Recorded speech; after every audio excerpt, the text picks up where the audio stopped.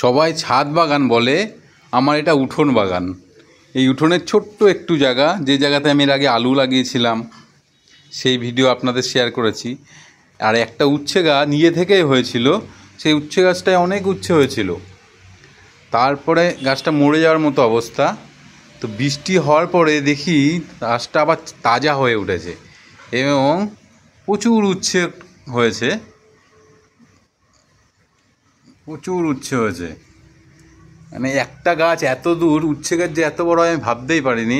এবং একটা টাইমে ভেবেছিলাম গাছটা কেটে ফেলবো, কিন্তু তারপরেও এখন কন্টিনিউ উচ্ছে দিয়ে যাচ্ছে। আমি ভেবেছিলাম গাছটা কেটে ফেলবো। এই দেখুন, এবং কত দূর পর্যন্ত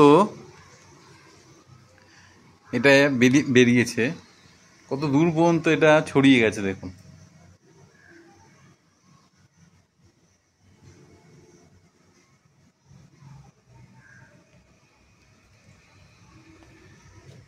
আমার কোয়ার্টারের বাইরে পর্যন্ত চলে গেছে।